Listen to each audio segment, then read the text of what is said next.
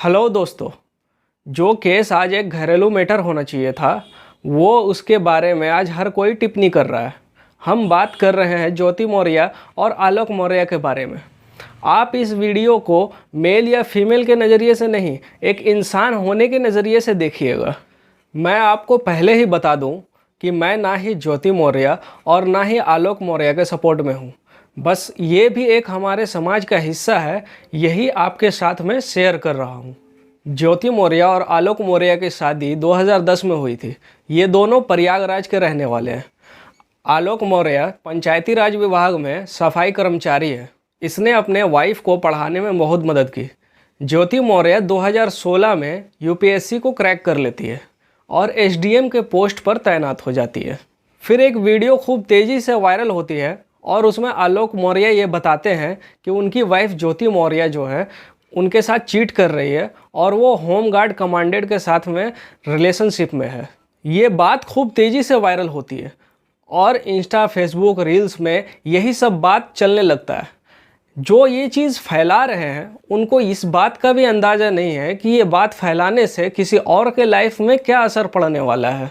ऐसा नहीं है कि ये केस इंडिया में पहला है और ऐसा भी नहीं है कि ये केस इंडिया में आखिरी होगा।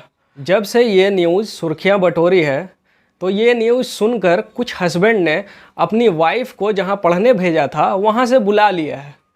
अब एसडीएम का केस देख करके रिएक्शन दूसरे हस्बैंड कर रहे हैं। जैसे कि एक केस सामने आया बक्सर में। वाइफ जो है खुशबू, वो पढ़ाई कर रही थी और उसका हस्बैंड पिंटू जो है उसने वापस बुला लिया, पैसा देना ही बंद कर दिया। तो खुशबू ने इस बात पे केस किया कि मैं एसडीएम ज्योति जैसी नहीं बनूंगी। मेरे पति चाहते हैं कि मैं अब आगे ना पढूं क्योंकि जो यूपी की घटना हुई है ज्योति मौर्य वाला। फिर ये केस भी सामने आई झारखंड के साहेबगंज में। हस्बैंड कन्हई और वाइफ कल्पना। कन्हई ने अपने वाइफ को नर्स बनाया और इसकी पढ़ाई लिखाई के दौरान वो लड़का कर्ज में भी आ गया और कल्पना जो है उसको छोड़ दी।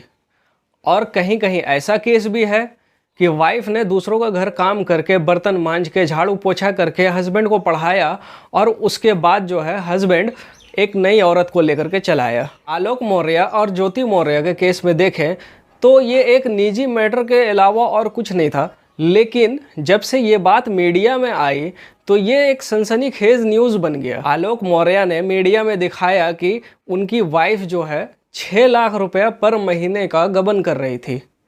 अब मेरा सवाल ये है कि अगर वो 6 लाख रुपए का गबन कर रही थी तो ये बात उसने एक्स्ट्रा मैरिटल अफेयर के बाद बताया, और अगर ये केस सामने नहीं आता तो क्या वो 6 लाख का बात अभी भी वो करते?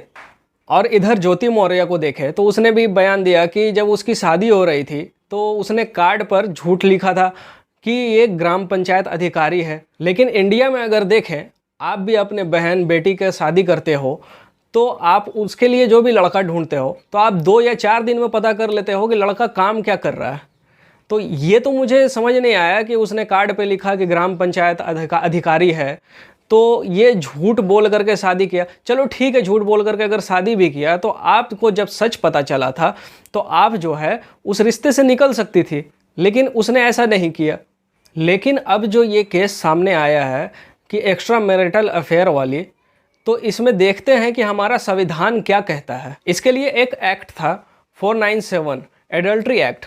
अब था मैं इसलिए बोल रहा हूँ कि अब जो है ये कानून लागू नहीं है, क्योंकि इसके जगह पे 498A आ गया है।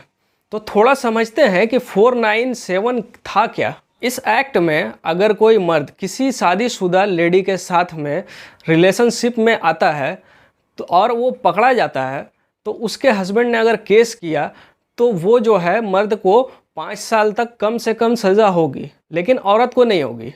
हालांकि ये रिलेशनशिप दोनों के मर्जी से है, लेकिन सज़ा मिल रही है सिर्फ एक को, तो ये एक तरह से समानता का अधिकार का उल्लंघन हुआ। इसलिए जस्टिस दीपक मिश्रा के अध्यक्षता में ये कानून को हटा दिया गया कि एडल्ट्री जो क्राइम है उसको हटाकर 498A लेकर के आया गया।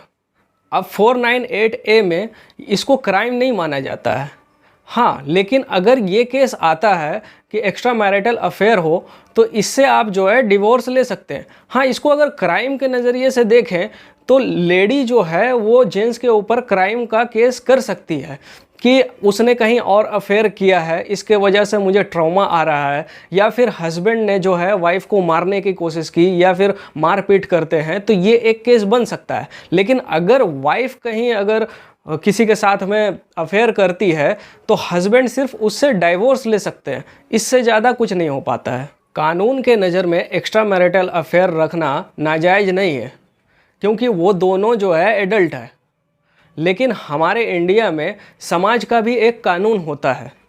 अब कोई इंसान आपको पढ़ाता है, लिखाता है, आपको आगे बढ़ाता है, और अब जब कोई मकाम पे पहुंच जाते हो और उसके बाद आप उसको छोड़ देते हो तो ये भी सही नहीं है।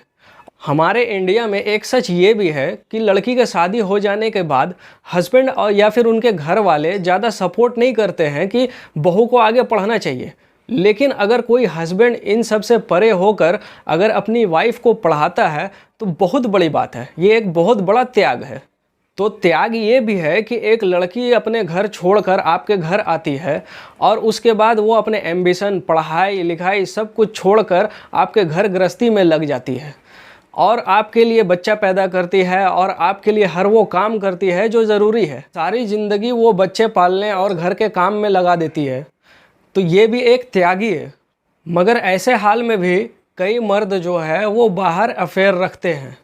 मैं सारे मर्द के बारे में नहीं बोल रहा, लेकिन कुछ लोग ऐसे हैं जो करते हैं, जैसे कि ज्योति मौर्य ने किया, उसी तरह से जो है कुछ मर्द करते हैं। ये कुछ मर्द और औरत के वजह से पूरे समाज को बुरा बोलना ये कहाँ तक सही है। इंडिया में बहुत से ऐसे ऊंचे तबके में लोग बैठे हुए हैं जिसने 2-2 शादी की है, यहाँ तक कि बॉलीवुड के एक्टर्स लोग भी 2-2 शादी किए हैं। तो क्या हमने उनका मूवी देखना बंद कर दिया है या फिर उनके लिए हमारे दिल में प्यार कम हो गया है? इंडिया में एक्स्ट्रा मैरिटल अफेयर का सर्वे अगर देखें तो 50% से भी ज़्यादा लोग ऐसे हैं जो किसी दूसरे के प्रति मन में कुछ भावना या फिर संबंध रखते हैं, ऐसा उन्होंने कबूल किया है। एक सर्वे में ये भी पता चला है कि इस तरह के अफेयर उनके साथ ज़्यादा होते हैं जो अपने रिलेशनशिप को इनसिक्योर फील करते हैं।